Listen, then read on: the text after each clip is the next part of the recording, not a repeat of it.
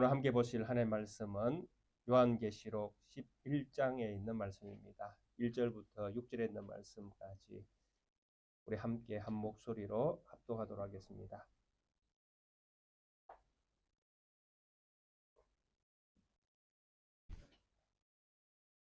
계시록 11장 1절에서 6절에 있는 말씀까지입니다.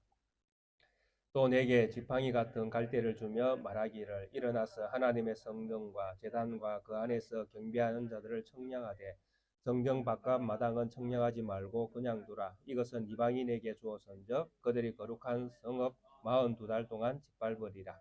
내가 나의 두 증인에게 권세를 주리니 그들이 굵은 벼옷을 입고 1260일을 예언하리라. 그들은 이 땅의 주 앞에 서 있는 두 감람나무와 두 촛대니 만일 누구든지 그들을 해하고자 하면 그들의 입에서 불이 나와서 그들의 원수를 삼켜버릴 것이요 누구든지 그들을 해하고자 하면 반드시 그와 같이 죽임을 당하리라. 그들의 권능을 가지고 하늘을 닫아 그 예언을 하는 날 동안 비가 오지 못하게 하고 또 권능을 가지고 물을 피로 변하게 하고 아무 때든지 원하는 대로 여러 가지 재앙으로 땅을 치리로다. 아멘. 오늘 우리가 함께 보실 요한계시록 11장에 있는 이 말씀은 10장을 잘 이해하시고 또 이 10장을 연결해서 말씀을 이해해야 조금 더 분명한 뜻을 이해할 수 있습니다. 그렇게 하지 아니하면 이 두 정인이 누구인가에 대해서부터 또 이 두 정인이 하는 어떤 그런 그 권능 있는 일들, 또 성전을 청량하는 이런 문제들, 이런 것들이 근본적으로 이야기들이 달라지게 되어질 수밖에 없습니다.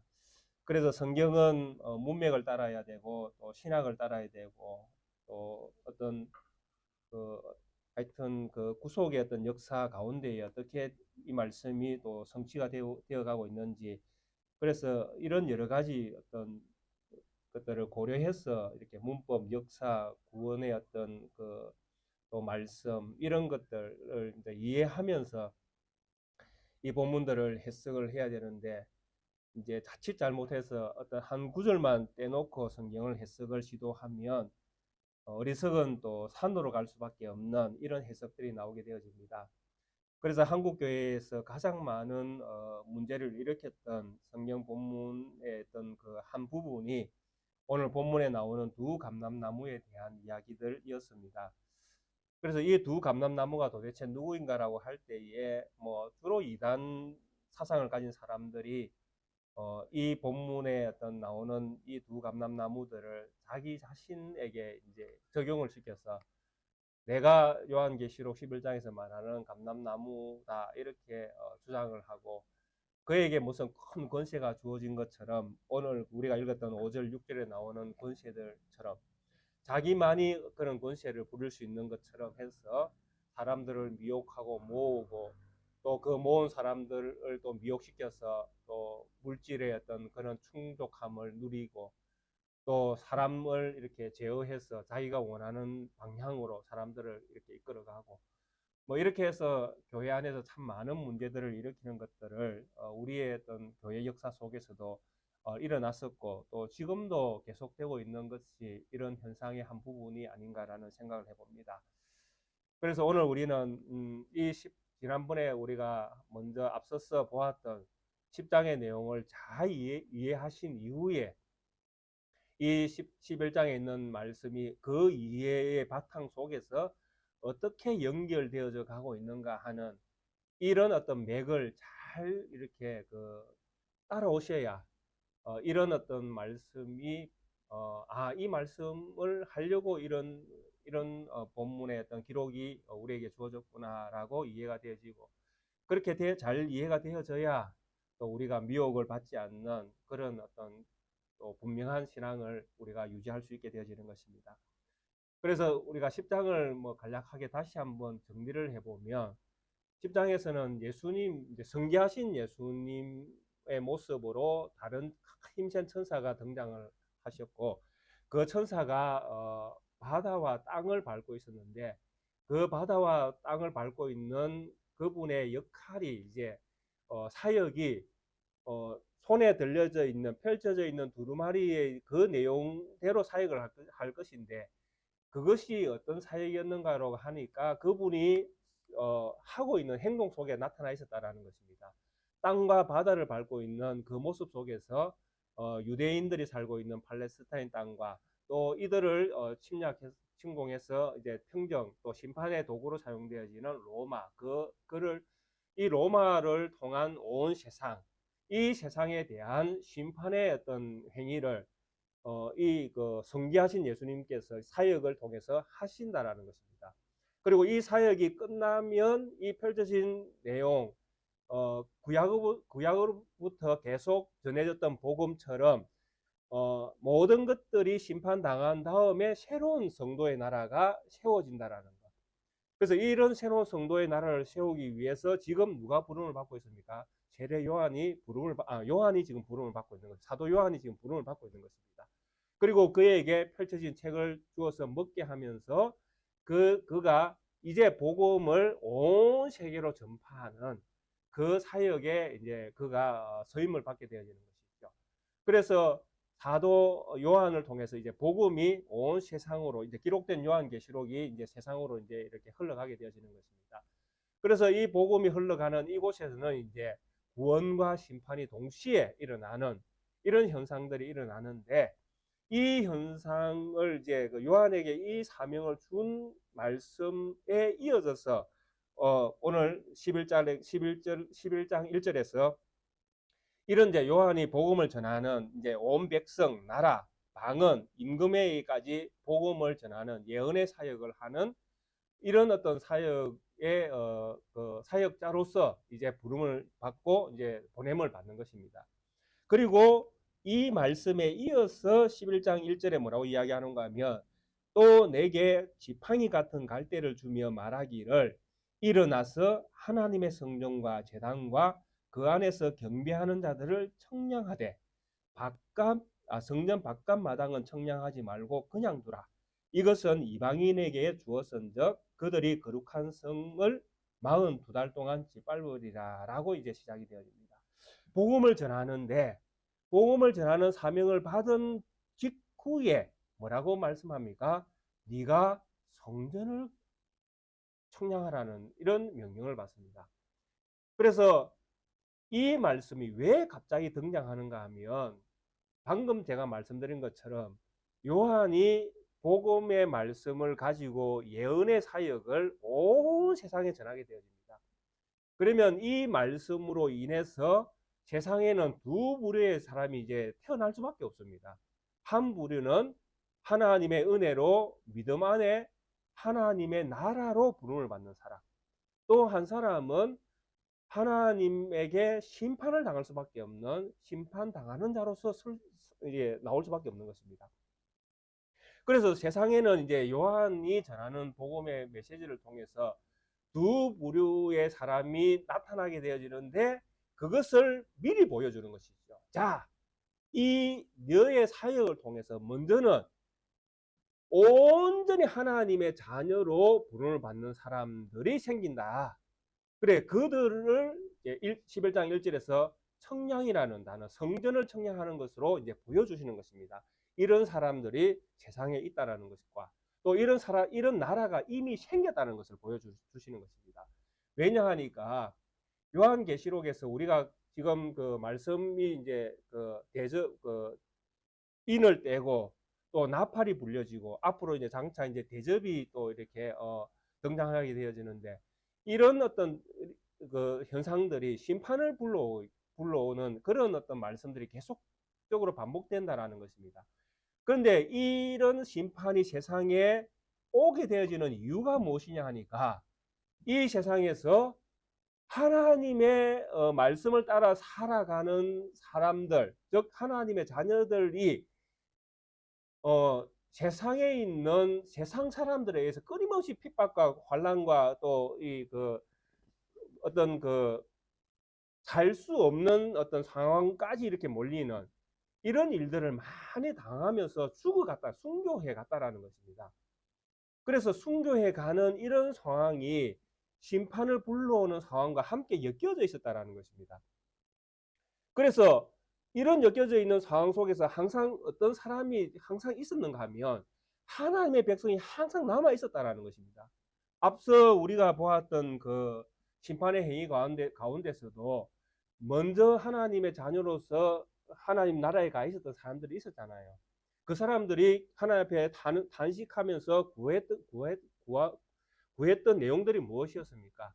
우리의 원한을 언제까지 안 풀어주지 아니하시고 참으시겠습니까? 이 사람들은 이미 하나님 나라에 들어가 있었던 사람들이잖아요. 하나님 앞에서 영광과 존귀와 찬양을 올려드리면서 천상의 예배에 참여하고 있었던 사람들, 그 사람들이 있었잖아요. 그래서 이런 사람들이 이미 있었던 것을 요한이 이제 말씀을 복음을 세상에 전할 때에 이미 있었던 사람처럼 또 그런 사람들이 생겨서 또 천상에 또 들어가게 되어지고 또 심판을 당하는 사람이 생기고, 이건 계속적으로 반복되어지는 이야기다라는 것이죠. 그런데 지금 11장 1절에서는 무슨 이야기를 먼저 하는가 하면 이미 천상에 있는 사람들의 그 영역들을 제어하라는 이야기를 듣고 있는 것입니다. 희망의 메시지를 먼저 요한에게 주는 것이죠. 네가 전하는 복음을 통해서 세상에는 이제 구원과 심판이 일어나게 되지만 이미 구원받은 사람들이 있음을 요한에게 보여주는 것이죠. 그래서 요한에게 지팡이를 주면서, 갈대와 같은 지팡이를 주면서 성전과 제단과 그 안에 경배하는 자들을 청량하라고 이야기하는 것입니다. 여기에서 청량하라는 것은 얼마나 넓은가, 얼마나 많은가, 뭐 이런 것들을 보기 위한 어떤 그런 그 때문에 청량하라고 이야기하는 것은 아닙니다. 여기서 이야기하는 것은 상징적이죠. 여기가 하나님의 나라라는 것을 보여주기 위함입니다. 여기가 하나님의 나라다. 자, 하나님 나라를 한번 봐라. 청량하라고 이야기하지만 이것이 하나님의 나라다. 여기에 봐라. 하나님의 성전이 있고 성전의 제단이 있고 또 여기에 경배하는 사람들이 있다. 그러니까 하나님의 나라의 완전한 모습을 요한에게 보여주는 것이죠. 거기는 참된 안식이 있는 나라입니다. 그래서 천상의 지금 예배의 하나님 앞에서 예배의 모습을 드리고 있는 사람들, 그리고 그 앞에 있는 성전의 모습, 그리고 제단. 여기서 말하는 제단은 그 앞서 제가 말씀드린 것처럼 그 향단을 이야기합니다. 그 기도가 올라가는 그 제단을 이야기하는 것입니다. 그러니까 하나님이 계시고 하나님 앞에 성도의 기도가 올라가는 모습, 그리고 성도들이 그 앞에서 하나님을 예배하는 모습, 이것이 지금 현재 요한이 보는 지상의 어떤 교회가 아니라 천상의 교회의 모습이 실제로 지금 요한이 복음을 전하는 그 당대에도 지금 천상의 교회는, 감춰져 있는 교회는 이런 모습으로 존재하고 있다라는 것입니다. 얼마나 고난 가운데 있는 성도가 위로가 되겠습니까? 그래서 우리가 그 하이델베르그 요리 문답을 통해서 늘 듣는 이야기지만은, 우리의 참된 위로는 우리가 하나님의 것으로 불러 하나님의 것이 되는 것, 그것이 우리의 참된 위로라고 우리가 듣고 있지 않습니까? 그러니까 우리가 하나님의 것으로 받아들여지니까 하나님이 우리를 완벽하게 보호해 주신다고 말씀하잖아요. 그죠? 그러니까 이미 천상에 들어가 있는 이 먼저 믿었던 믿음의 선배들은 얼마나 완벽한 하나님의 나라에서 하나님의 그 영광 가운데에 살고 있겠습니까? 그 천상이라는 것은 그렇습니다. 하나님의 나라라는 것은 하나님이 계시니까, 뭐 하나님 계신 곳보다 더 좋은 데가 어디가 있겠습니까? 그러니까 이 땅에서 우리가 아무리 좋은 걸 많이 누리고 산다 할지라도 하나님 나라의 그 문지로 사는 거하고는 그것과 비교도 안 된다고 얘기하잖아요. 그만큼 이 하나님의 나라가 정말 우리에게는 약속된 최고의 선물이 되는 것입니다.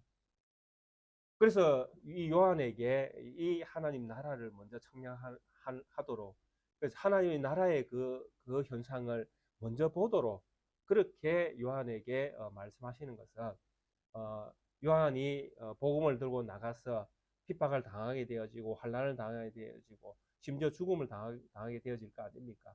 이런 상황 속에서도 요한은 참으로 위로를 받을 수밖에 없는 것입니다. 아, 내가 하나님 나라에 속해 있구나. 하나님 나라의 백성이기 때문에 내가 복음 때문에 이런 고난을 당하는구나. 그것을 감사하게 생각할 수 있다는 것입니다. 왜냐하니까 세상에서 환난을 당하고 고난을 당하고 죽음을 당하는 것이 성도의 특권과 같은 거거든요. 너는 성도라고 이렇게 인정해주는 표시와 같은 게 성도가 세상에서 당하는 그 환난들이거든요. 아, 목사님, 저는 세상 사는 게 너무 편하고 좋은데요. 참, 이러면 참 사실은 곤란할 수가 있다라는 것이죠. 왜냐하니까 내가 어쩌면 세상 사람과 다를 바가 없을 수 있으니까요.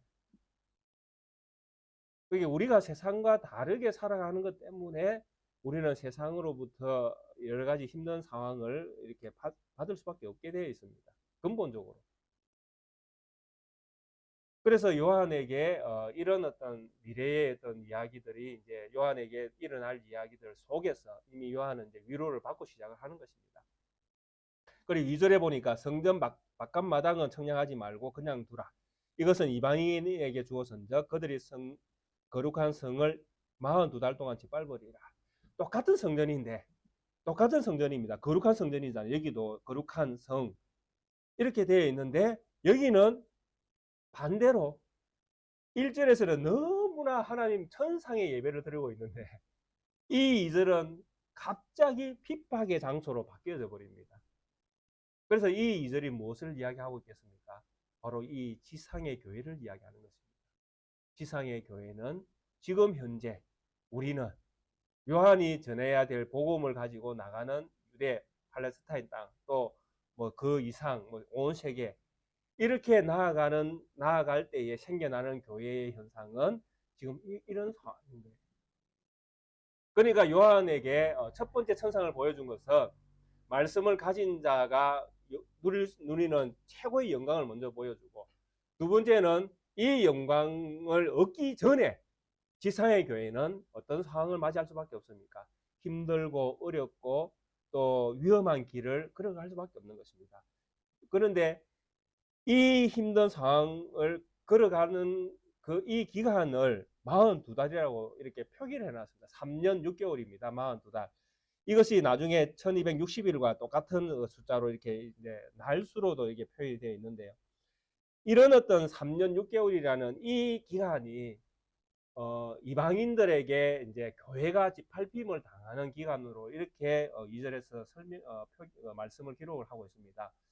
그래서 이 3년 6개월이 도대체 언젠가라는 이견들이 참 많이 있는데 주로 해석하는 그 학자들의 견해는 그렇습니다. 로마가 유대인들을 이스라엘을 침략해서 멸망시키기로 작정한 날부터 멸망시킨 날까지 3년 6개월이다. 또 어떤 이는 네로가 유대인들을 핍박한 그 세월이 3년 6개월이다.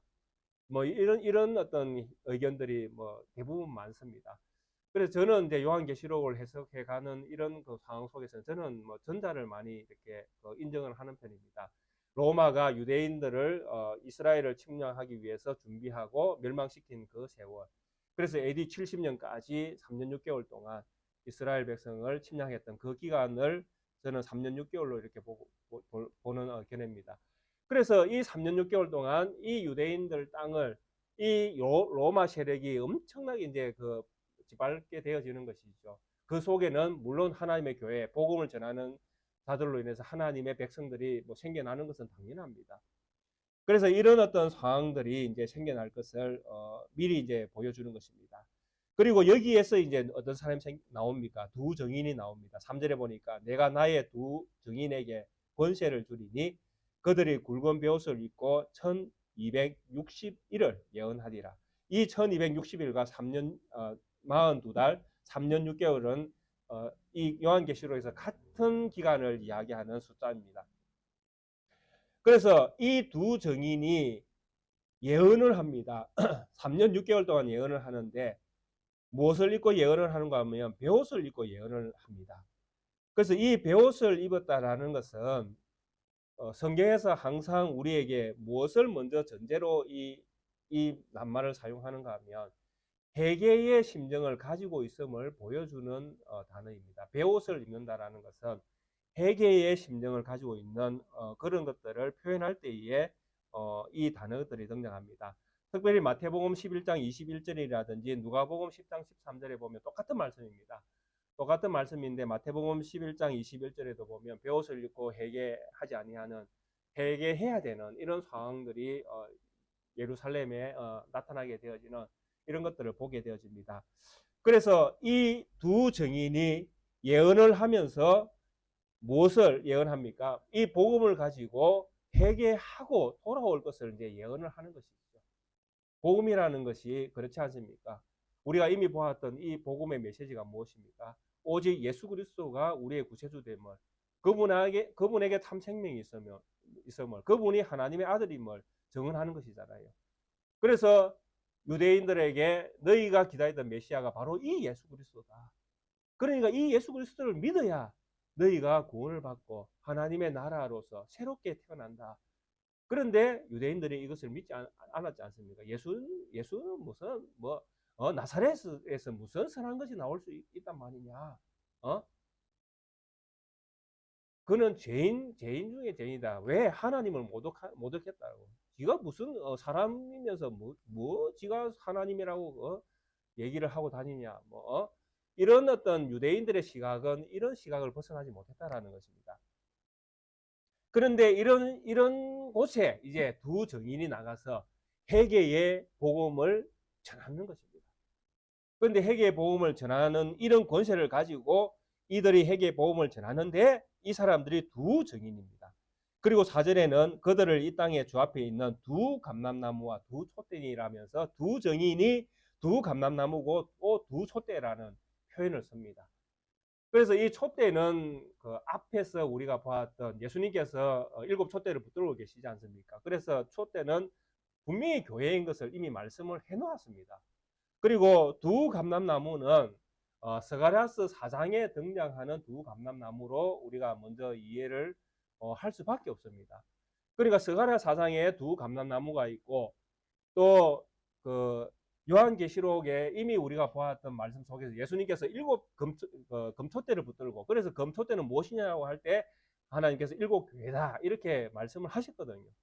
그러니까 촛대는 교회고 두 감람나무는 스가랴에서 나오는 두 감람나무고, 그러면 이것과 두 촛대와 그 스가랴서와 또 요한계시록에 나오는 교회와 이 모든 것들이 요한계시록 11장에 있는 이 말씀이 다 아우러져서 뭔가 결론이 하나 딱 나와야 된다는 것입니다.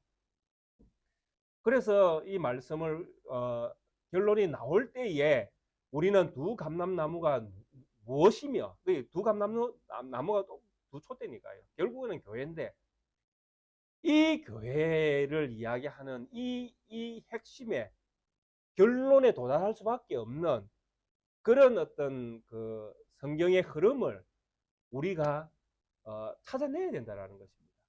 그래야 우리가 이 두 감람나무가 두 교회를 이야기하는 것이고, 스가랴서에서 말하던 이 두 감람나무가 결국은 이것을 이야기하고 있었구나라고, 구약도 이 말씀을 하고 있었고 신약에서는 이렇게 결론이 나는구나 라고 우리가 이해가 될 수 있다는 것입니다. 자, 그러면 스가랴서 4장에서는 우리에게 뭐라고 말씀을 하고 있습니까? 스가랴서 4장 1절부터 5절에 보시면 스룹바벨이 짓는 성전을 이야기합니다. 근데 이 성전은 스룹바벨에 의해서 짓게 되어지지만은 끊임없이 방해 공작이 일어납니다. 못 짓도록 하는 것이죠. 그 방해를 하는 사람들이 누구냐 하니까 사마리아 그 혼합 족속들입니다. 그 혼합 민족이죠. 그래서 이 사마리아인들이 끊임없이 성전이 건축되는 것을 방해를 합니다. 이런 방해를 할 때에 스룹바벨에 의해서 성전은 세워지는데, 성전을 세우는 이 스룹바벨이 그 당시 이스라엘의 총독입니다. 그리고 왕과 같은 위치에 있는 사람이죠. 그런데 지으려고 하니까 방해를 일으키니까 얼마나 힘들겠습니까? 방해를 하는 일이 있으면, 누군가 방해를 하면 일은 잘 안 됩니다. 일이 될 수가 없어요. 그러니까 스룹바벨의 입장에서는 어떤 생각을 할 수밖에 없습니까? 성전이 지어지겠나? 성전이 지어질 수 있겠나? 늘 고민할 수밖에 없습니다. 그런데 이때에 선지자 한 사람이 또 나타납니다. 누가요? 스가랴 선지자가 딱 나타납니다. 그리고 스가랴 선지자가 그때 예언을 막 합니다. 스룹바벨이 이제 성전을 짓고 있는 그때에 뭐라고 예언을 합니까? 성전은 지어진다라고 예언을 합니다. 성전은 반드시 지어진다. 그런데 이 성전은 사람의 힘으로도 안 되고 능력으로도 안 되고 오직 무엇으로? 하나님의 영으로, 하나님의 신으로 이 성전은 반드시 지어진다라고 이야기합니다. 그리고 이 성전을 밝히는 금 등잔이 있다라는 것이죠. 이 금등잔, 성전 안에 이제 금등잔이 일곱 관을 통과해서 일곱 관에서 올라온 등잔 7개 위에 불이 팍 밝혀져서 성전을 환하게 만들 건데, 이 성전을 환하게 밝히는 기름이 두 감람나무다, 이렇게 이야기합니다. 그러니까 이 두 감람나무가 성전을 밝히는 기름인 거예요. 성전을 밝히는 기름. 성전을 세워서 성전을 아주 밝혀서 하나님의 성전을 온 세계가 볼 수 있도록 이렇게 밝히는 그 역할을 하는 것이 무엇이냐니까 두 감람나무인 거예요. 근데 이 두 감람나무가 스가랴서에서 누구로 해석을 하는가 하면 바로 스가랴서 본문에서는 스룹바벨과 대제사장인 여호수아를 가리키는 표현이었습니다. 성경 읽어보면 그렇게 다 나와 있어요.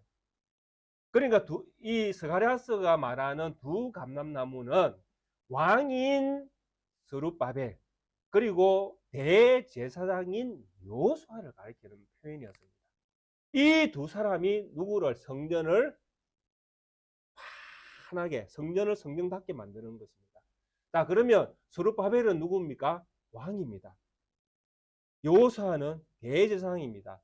자, 왕과 대제사장 하면 딱 우리가 생각나는 단어가 무엇입니까? 왕 같은 제사장. 그죠? 왕 같은 제사장은 누굴 가리킵니까? 신약에 오면 교회를 가리킵니다. 물론 왕 같은 제사장은 우리가 신약에서 교회를 가리키기 전에 누구를 먼저 말씀을 해야 됩니까? 예수님을 먼저 말씀해야 되죠. 참 성전으로 오셔가지고 성전을 완전히 밝혀서 세상에 드러내는 유일하신 분은 누구다? 왕 같은 제사장인 예수님이다라는 것이죠. 근데 이 예수님의 사역을 통해서 교회가 왕 같은 제사장의 역할을 감당하게 되어지는 것이죠. 그래서 요한계시록 3장에서 두 감람나무를 뭐라고 이야기하고 있는 것입니까? 교회다라고 이야기하고 있는 거예요. 그러니까 두 감람나무를 빗대서 내가 두 감람나무다. 옛날에 누가 그런 소리 했습니까? 이단 사상에 있던 그 신앙촌의 박태선 씨가 자기가 감람나무라고 이야기하면서 사람들을 미혹해서 지금도 신앙촌이 존재하고 있잖아요. 이 개개인 사람이 다 자기가 감람나무다 하면 전부 다 무엇이다? 이단이라고 보면 되는 거예요. 사람을 가리키는 표현이 아닙니다. 교회의 공동체를 지금 이야기하고 있는 것이잖아요. 예수 그리스도를 통해서 세워지는 새로운 교회. 이 새로운 교회가 세상을 밝히는 빛이 되는 거예요. 그래서 예수님께서 제자들을 통해서 뭐라고 말씀하셨습니까? 너희가 세상의 빛이 되라고 말씀하셨습니까? 세상의 빛이다라고 말씀하셨습니까? 예? 뭐라고 말씀하셨죠? 예수님께서 너희가 세상의 빛이다라고 했습니까? 세상의 빛이 되라고 말씀하셨습니까? 너희는 세상의 빛이다라고 얘기. 결론. 너희는 이미 세상의 빛이다. 너희는 이미 세상의 소금이다. 소금 되라고 우리에게 말씀하신 적이 없습니다. 너희가 빛이 되라고 말씀하신 적이 없습니다. 너희가 빛이다라는 거예요. 빛 자체다. 존재 자체가 우리가 있는 존재 자체가 세상의 빛인 거예요. 우리가 있는 그곳이 우리가 바로 세상의 빛이고 소금이 되어 있는 자리인 거예요. 우리가 되어져 가는 것이 아니라 이미 되어서 거기에 파송되어져 있는 거예요. 그래서 세상은 우리를 보고 빛을 봐야 되고 세상은 우리를 보고 소금인 것을 그 세상은 느껴야 되는 것입니다. 세상을 밝히고 왜? 어두운 세상을 밝히는 것은 교회밖에 없잖아요. 교회가 세상을 밝히지 못하면 세상은 희망이 없습니다. 그래서 이 성전을 밝히는 그런 감람나무를 교회라고 이렇게 표현을 하고 있는 것입니다.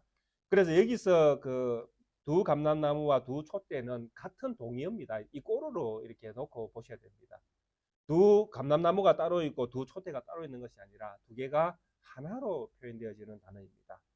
그래서 이 두 감람나무가 결국은 세상을 향해서 그러니까 세상에 세워지는 하나님의 교회. 그래서 요한의 사역을 통해서 핍박받는 그 천상의 교회도 있지만은 핍박을 받는 교회도 세상에는 존재하는 것입니다. 그런데 이런 가운데에서 있는 지상에 있는 이 교회가 핍박 가운데 있지만은 실제로는 세상에 무엇입니까? 소망인 거예요. 이것을 요한은 지금 보고 있는 것입니다. 그리고 요한이 이것을 보고 나서 이제 5절에서 이들의 어떤 그 사역으로 말미암아 생기는 일들을 이제 표현을 합니다. 그들은 이 땅의 주 앞에 서 있는 두 감람나무 두 촛대니 교회입니다. 교회인데 만일 누구든지 그들을 해하고자 하면 그들의 입에서 불이 나와서 그들의 원수를 삼켜버릴 것이요. 누구든지 그들을 해하고자 하면 반드시 그와 같이 죽임을 당하리라. 그들이 권능을 가지고 하늘을 닫아 그 예언을 하는 날 동안 비가 오지 못하게 하고 또 권능을 가지고 물을 피로 변하게 하고 아무 때든지 원하는 대로 여러 가지 재앙으로 땅을 치리로다. 자, 이 두 감람나무 두 촛대인 교회가 이제 세상에 던져져 있습니다. 세상에 이제 빛으로 이제 교회는 이제 밝혀지고 있습니다. 자, 그런데 이런 교회를 누구든지 이 교회를 해하고자 하면 이 교회의 입에서 불이 나와서 그들의 원수를 삼켜버릴 것이요. 누구든지 교회를 해하고자 하면 반드시 그와 같이 죽임을 당할 것이고 또 그들이 교회가 권능을 가지고 하늘을 닫아 그 예언을 하는 날 동안 비가 오지 못하게 하고 또 권능을 가지고 물을 피로 변하게도 하고 아무 때든지 원하는 대로 여러 가지 재앙으로 땅을 심판하기도 하고 교회가 엄청난 일을 할 것을 지금 이야기하고 있습니다. 자, 5절과 6절의 말씀을 보면 어떤 생각이 드십니까?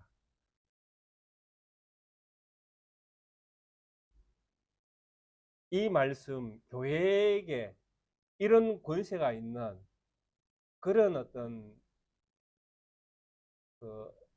실제로 이 5절과 6절에 있는 이 말씀이 우리 낫게 교회가 가지고 있는 권세, 우리 낫게 교회도 지금 이와 같은 능력을 행하면서 이 세상에 존재하고 있는지,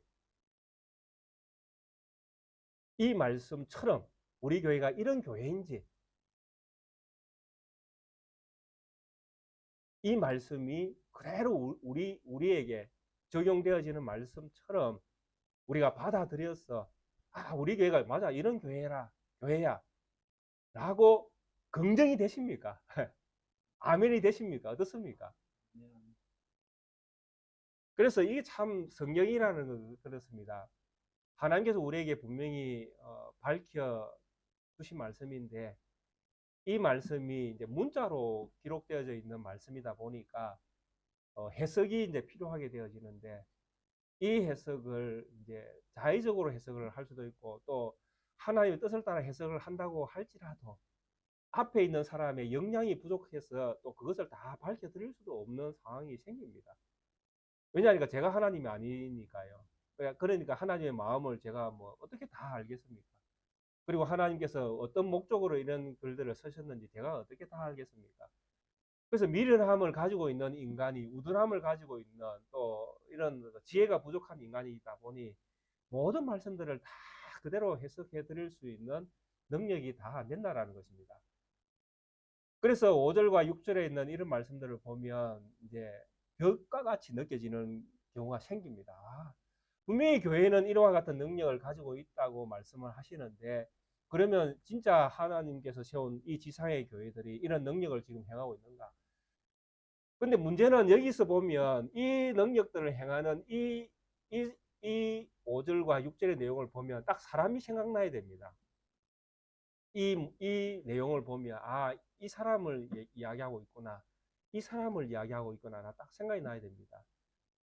물을 피로 변하게 한다라고 하면 누가 이런 일들을 했겠습니까? 예, 모세가 이 일을 했죠. 그렇죠?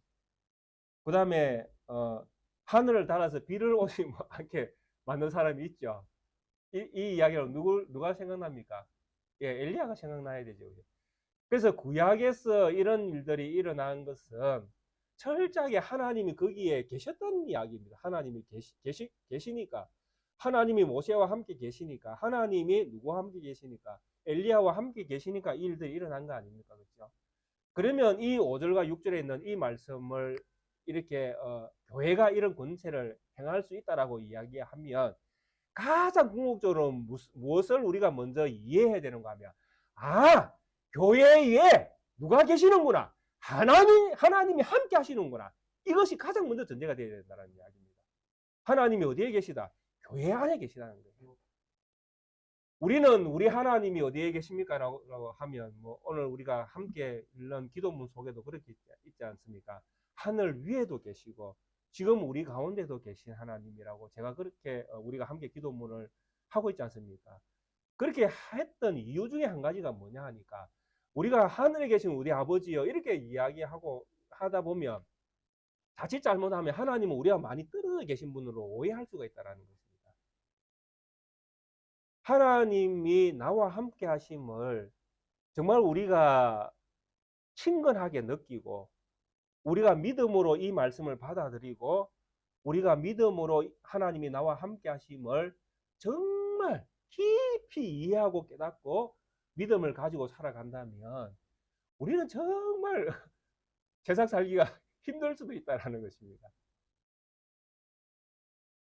내 모든 어떤 삶의 여정에 하나님이 함께하고 계시다는 것을 우리가 자각하면서 살면 정말 우리가 사는 것이 참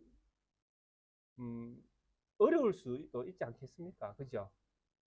하나님이 내 모습을 다 본다고 그렇게 생각을 해야 되니까. 물론 내가 그렇게 생각 안 한다고 해서 하나님이 나를 안 보시는 것도 아니죠. 그죠? 나를 모르시는 것도 아니잖아요. 사실은 다 아는데 하나님이 나를 나보다 더 잘 아신다고 그렇게 우리는 믿고 있는데, 그럼에도 불구하고 우리 눈에 안 보이니까 그나마 다행스럽게 생각하고 우리가 또 우리의 어떤 그 역량이 부족함에도 불구하고 믿으며 살아가고 있는 그런 삶을 또 살 수 있는데, 진짜 하나님이 나와 함께 하심을 정말 뼈저리게 느끼고 산다면 우리는 진짜 하나님 앞에서 부끄러워서 살 수 없을 수도 있는 상황이 생길 것입니다. 그래서 이 5절과 6절에 있는 이 말씀의 전제는 그렇습니다. 하나님이 교회와 함께 하신다는 전제가 항상 먼저 깔리셔야 되는 것입니다. 교회와 함께 하시기 때문에 이런 일들이 일어나게 되어지는 것입니다. 그런다고 해서 이 일들을 현상 그대로 우리가 하늘이 닫혀라라고 기도할 때 진짜 하늘이 닫히는 것처럼 이렇게 이해는 하지 말아야 된다는 것입니다. 왜냐하니까 이 5절과 6절에 있는 이 말씀들은 시대마다 하나님이 우리와 함께 하시는 방식이, 또 하나님을 보여주시는 방식이 다르게 나타난다는 것입니다. 모세 시대 때에는 애굽을 심판하기 위해서 그들에게 실제로 보여지는 방식대로 일을 하셨고, 엘리야 시대 때는 엘리야 시대 때에 맞게끔 그들의 눈에 실제로 보여지도록 그렇게 일을 하셨다는 것입니다. 그렇게 일을 하시면서 하나님이 함께 하신다, 하나님이 함께 하신다, 하나님이 함께 하신다라고 그렇게 끊임없이 자기 백성들에게 보여주셨던 그 하나님이 세상 끝에 누구를 통해서 하나님이 우리와 함께 하신다고 세상에 다 그분의 뜻을 다 드러내셨습니까? 바로 이 땅에 오신 우리 구주 예수 그리스도를 통해서 하나님이 누구와 함께 하신다? 우리와 함께 하신다. 그래서 예수님께서 태어날 때에 그 이름을 무엇이라고 불렀습니까?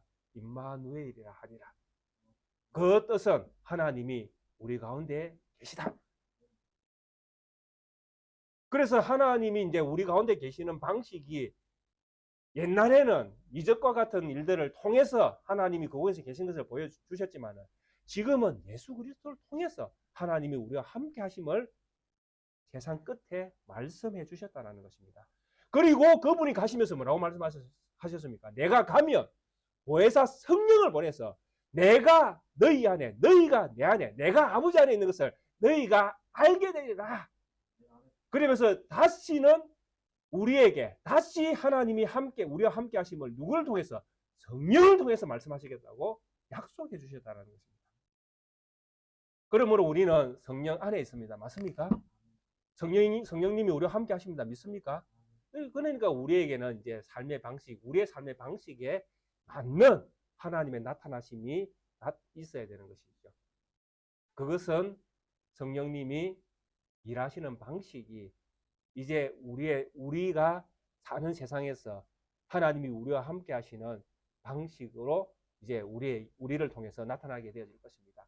그러면 성령은 우리를 통해서 하나님이 우리와 함께 하심을 어떤 방식으로 일을 행하십니까? 하나님이 우리와 함께 하심을, 하나님이 우리 가운데 계심을 성령님은 어떤 방식으로 이제 일을 하십니까? 엘리야 시대 때에는 하늘을 닫았고, 모세 시대 때는 물을 피로 변했고, 또 사도행전 시대 때에는 교회를 이렇게 하면 죽인다라고 하면서 아나니아 삽비라 사건을 통해서 교회를 반역하는 자들의 그들 속에 하나님이 교회 가운데 계심을 보여주셨던 것처럼 오늘 이 시대에 하나님은 우리와 함께 하심을, 또 그분이 우리를 하나님과 함께 하시는 증거자로 살아가도록 성령 하나님께서 우리 가운데 계셔서 무엇을 통해서 그분은 하나님이 우리 가운데 계심을 말씀하십니까? 바로 기록된 복음의 말씀. 그래서 이 복음의 말씀으로 하나님이 우리와 함께 하심을 우리는 알게 되고 믿게 되고 깨닫게 되어지고 하나님의 사람으로 자라가게 되어지는 것입니다.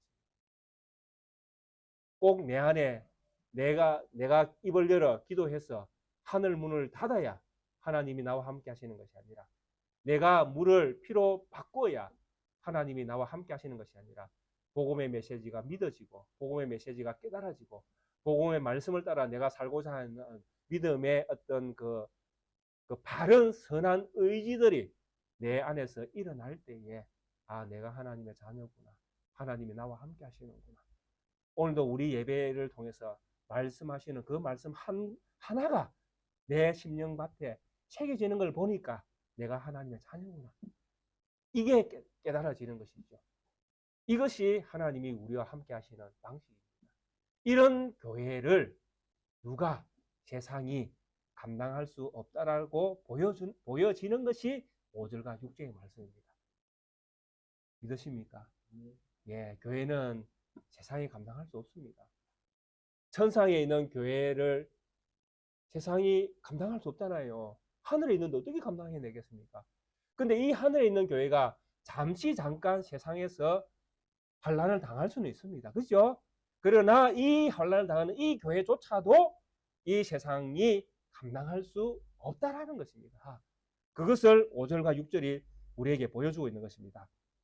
믿음의 눈으로, 믿음의 말씀으로 5절과 6절을 다시 한번 읽어보겠습니다. 만일 누구든지 그들을 해하고자 하면 그들의 입에서 불이 나와서 그들의 원수를 삼켜버릴 것이요, 누구든지 그들을 해하고자 하면 반드시 그와 같이 죽임을 당하리라. 그들이 권능을 가지고 하늘을 닫아 그 예언을 하는 날 동안 비가 오지 못하게 하고, 또 권능을 가지고 물을 피로 변하게 하고 아무 때든지 원하는 대로 여러 가지 재앙으로 땅을 치리로다. 아멘. 사랑하는 우리 모든 성도님들이 복음의 메시지를 가지고 세상으로 나아가 우리가 하나님의 자녀인 것을, 또 세상이 예수 그리스도를 믿어야 구원을 받음을 선언하는 믿음의 삶을 살아가게 되어질 때에 세상은 우리로 말미암아 5절과 6절의 심판을 당하기도 하고 구원을 받기도 할 것입니다.